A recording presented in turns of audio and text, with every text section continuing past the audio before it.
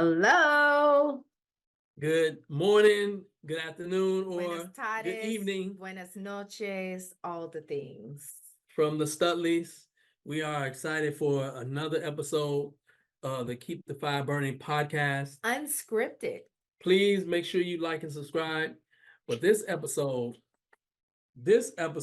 is things I wish I had known before getting married. Yes. And it's many episodes, so make sure you catch all of them. Absolutely. So this is really geared toward single people, but I believe married people will be able to glean from the information that we give as well. But definitely, single people, you definitely want to give an extra ear Welcome to what we are going to share. All right, so go ahead, kick it off for us. Okay, so I'm going to start with a story, and this is about my childhood. You may or may not know, I come from a pretty private family, meaning my parents are amazing parents, but they were just pretty private. A lot of the times introverted to themselves, not really big on going to big hangouts and things of that sort. However, growing up, when we would go and have our family gatherings, we would go as a family and we probably spend a max of 2 hours at that family gathering. So when I got married, I thought that's what people did. I thought when we're gonna go visit his family or we're going to a family gathering on his side, I'm thinking like, oh, it's been 2 hours. It's time to bounce. Like I didn't realize that other families didn't do that. I know that may sound strange, but it's the truth. That was my childhood norm. So that was something that we had some major disagreements on. Major arguments. Especially around the holidays, it was bad. Yes. And you like to spend time with your family, and there's no time limit. In my eyes, there was no time limit. Right, because I remember like there were times, especially early years, like his family would get together, or his siblings at the time, especially one of his older sisters lived out of state. So when she would come in town, there might be one gathering on a Wednesday night, then there was another gathering on the Thursday night, and then on Friday, I'm like, wait, didn't y'all just see each other Wednesday? You guys see each other Thursday, you guys see each other Friday, you guys see each other. Like, who does that? Why? Like, it was weird to me. So that's the thing. We never discussed that before we got married. No, didn't even know. It was just one of those things that we didn't think enough to discuss it, and we're going to talk about premarital counseling a little later, but we had a variety of counselors who we met with before we got married, and none of them brought that up. And nothing wrong with that, but none of them brought that up while we were going through our premarital counseling. So we bring this up because it's important to have conversation and understand what are some of your norms. What's normal for you that might be from your childhood or as a young adult or as a young professional. This is just who you are. This is what you do. This is just organic to you.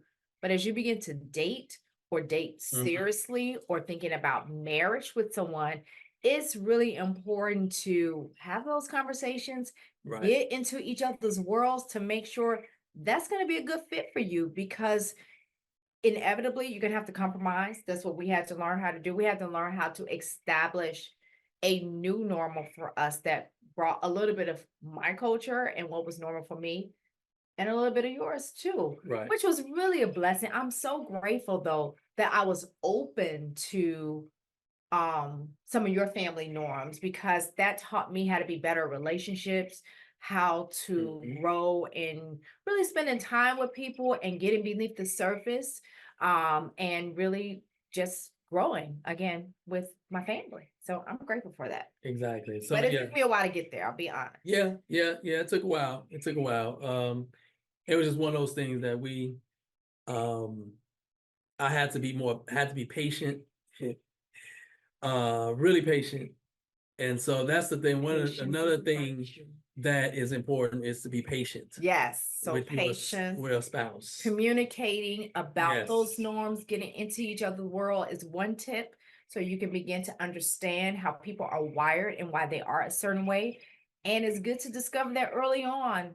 And then two, yes, being patient with the person who maybe that isn't their norm. And really taking the time to take a step back and understand why they're a certain way, why they approach things a certain way, and allowing them to blossom in that space. You could be the resource for each other to help each other grow rather than it having to become an argument and something that you can't work through.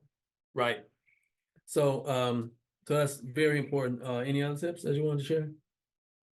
No, bouncing it back to you. Okay. So one of the things that in my childhood that we did in the Studley household was that we watched sports.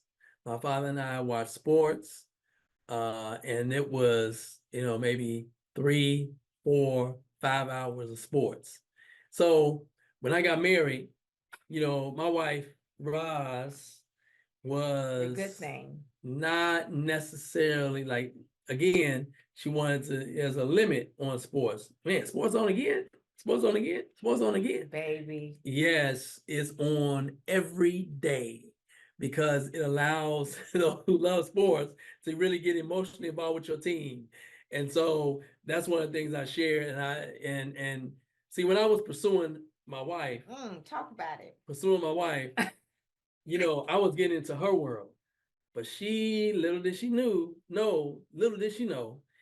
that she wasn't really getting into my world, and that involves sports.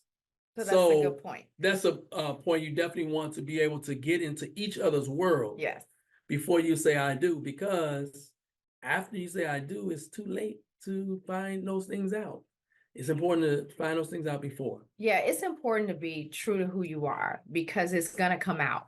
And so it is important to discover that together and work through those norms. He's right. Like, I am not an athlete.